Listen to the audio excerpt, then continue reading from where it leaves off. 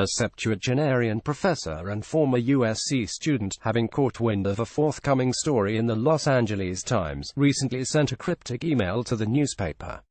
60 years ago, the professor, Dale Barnes, belonged to an organization at USC called the Trojan Squires, which pulled off one of the most memorable in a long line of pranks in USC's rivalry with UCLA. For the game at the Coliseum in 1957, UCLA's student section had planned a series of card stunts. The UCLA students were to hold up placards that would combine to form Bruins friendly words and pictures.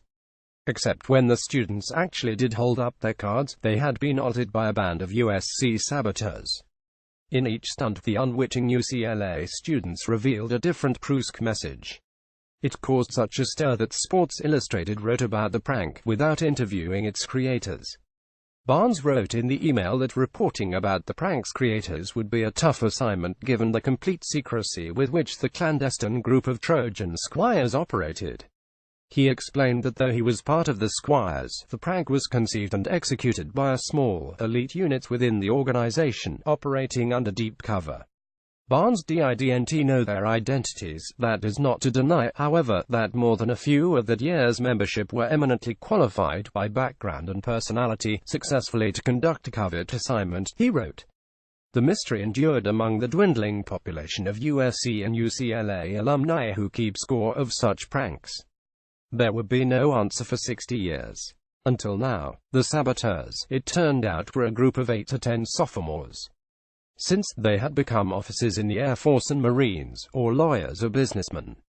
One became the majority leader of the California Assembly, not using pranks. The prankster turned politician, Walter Karabian, said.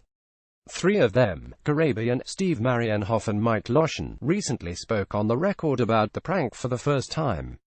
2 more, Dave Weisel and Jerry Van Wert, recorded a video interview with the school, a copy of which was provided to the Times by Claude Zachary, an archivist and manuscript librarian at USC. It seems a strange, trifling matter for the school to record for posterity.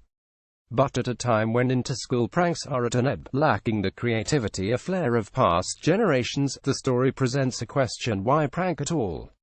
The action was part of an escalation of hostilities that began with USC's stealing of the UCLA Victory Bell in 1941, and culminated in a higher low point: a group of UCLA students, in 1958, renting a helicopter, hovering over USC's campus and airdropping several hundred pounds of manure. In 1957, on the eve of the card prank, USC students held a late-night rally at the Sheraton Townhouse Hotel, except it was not a rally, really. It was more an excuse to wake up the UCLA players who were staying at the hotel, according to the Daily Trojan newspaper. Earlier that week, 2 UCLA students sneaked onto USC's campus, likely intent on trickery. They were intercepted by USC students, who shaved their heads and one eyebrow each. The Squires had dreamed up the card prank a month before. The plan required some specialized skills and, as Sports Illustrated wrote, modest amounts of petty theft, espionage, impersonation, and forgery. Spies infiltrated the UCLA planning committee to get the specs for the placards and to purloin one of the master instruction cards.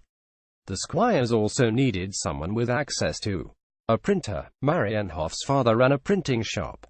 So even though he was not a member of the Squires, he became part of the team, sworn to secrecy. It was like a type thing, Marienhoff said. When the day of the game came, 7 Squires wearing UCLA colors and with the placard smuggled under the shirts showed up early.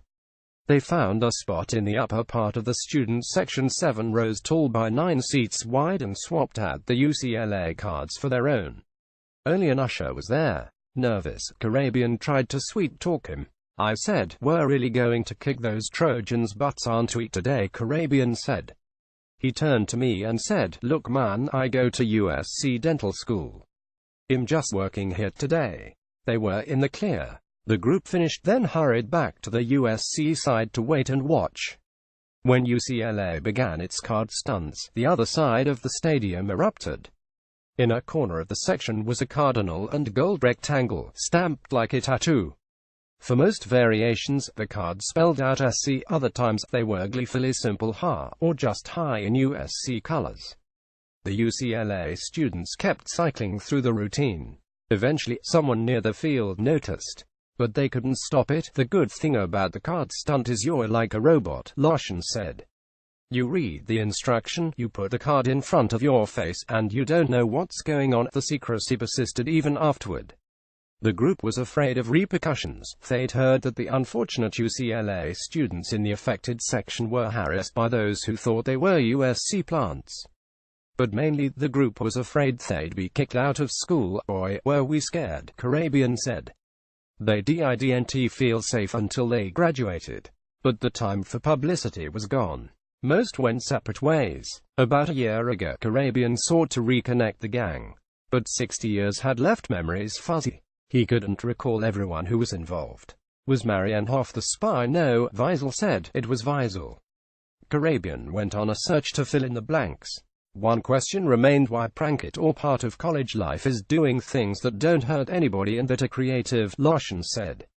It is hard to imagine a hostile helicopter dumping manure onto a college campus would be met with shrugs today, but even more benign pranks have become taboo. That's a shame, Karabian says. He said his motivation for the trick was simple. Everybody on campus knew USC would lose. USC was 17. UCLA was 72. Everybody was right. UCLA won 209. We were doing anything we could to have a season that would be the most humiliating in history, Karabian said. It was a way to feel as though they could make an impact. The plot, he said, gave us hope. Caption Zach.Helfon@latimes.com. Follow Zach Helfon on Twitter @Helfon. USC UCLA theft USC Trojans.